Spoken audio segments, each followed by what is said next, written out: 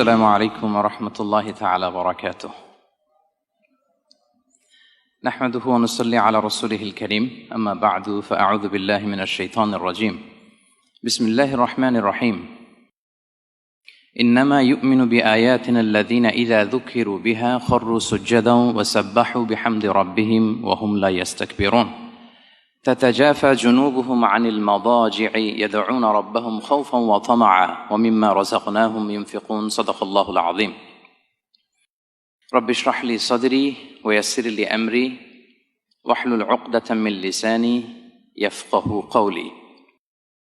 Alhamdulillah, thumma alhamdulillah. All praises to Allah subhanahu wa ta'ala, the most gracious, the most merciful, the nourisher, the cherisher, the sustainer of these multi-dimensional universes.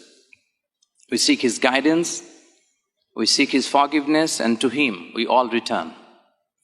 And our sincere greetings and heartiest salutations to our beloved Prophet Muhammad sallallahu alayhi wa sallam, alayhi afdalu salawati wa atammi taslim. And a very good morning to all of you. And I thank all of you for coming and joining the session. And especially I would like to thank the organizer of today's convention for organizing such an amazing convention. And we ask Allah subhanahu wa ta'ala to accept this event for His sake and to make it beneficial for all of us. Ameen ya Rabbal Alameen. Dear brothers and sisters, the topic I'm supposed to talk about today is prostration, divine formula to cope with challenges. And at the very beginning, let me explain to you what is prostration, what is the essence of prostration. So dear brothers and sisters, we all know prostration means sajda. There is a surah in the Quran al-Kareem named after sajda, Surah to Sajda, surah number 32. And this surah is the theme of today's convention, right? So, sajda, the word sajda, prostration, basically comes from the Arabic scale sajada yasjudu. It means khada'a, to make yourself submissive to anybody. The word sajda, basically, it refers to present yourself or to lower yourself to somebody with full of solemnity and submission, with full of sincerity. In Arabic, we say, as-sajda is wad'ul jabha, the forehead, wad'ul jabha ala al-ardi khudu'a wa tadarru'a. You put your forehead down, touching the ground, your hands are flat aside, elbows are raised up, and your knees and feet are touching the ground. This is sajda, right? You got the picture?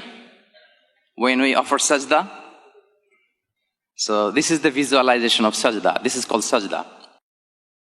So sajda or prostration is the most iconic position in our daily prayer.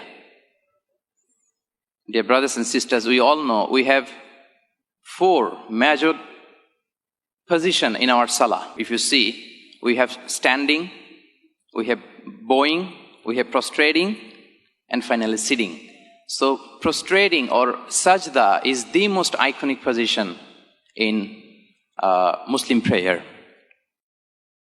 And except the salah, we can also offer prostration. Like we have 3 types of prostration beyond the salah. In our daily salah, we offer prostration, we perform sajda, and also outside the salah, we can also offer prostration. And there are 3 types of prostration.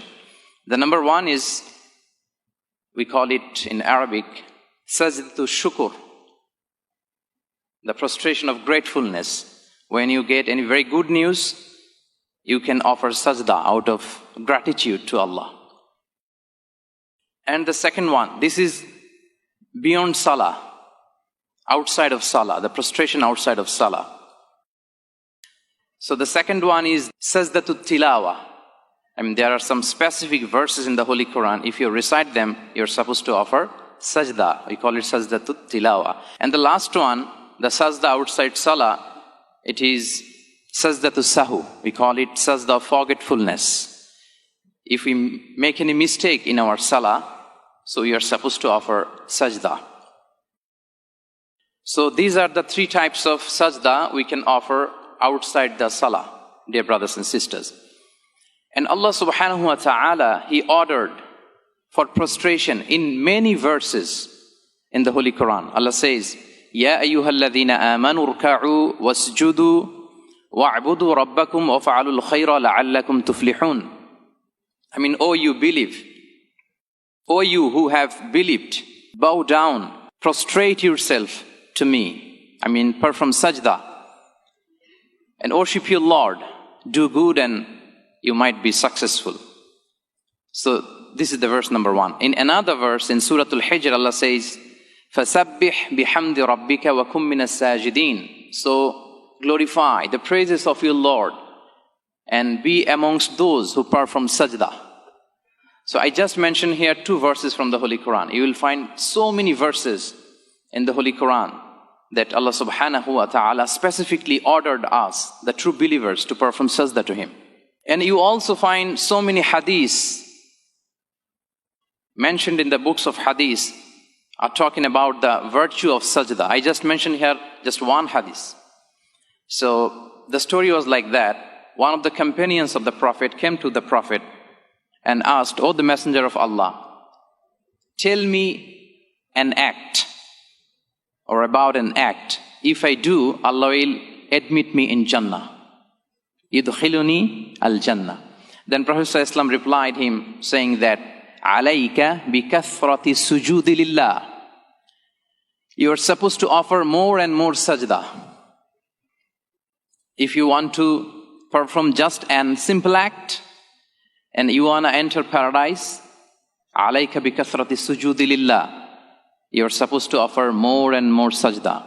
And when you perform a sajda, your rank will be updated. One sajda, one rank. And your sins will be removed. Allahu Akbar. Dear brothers and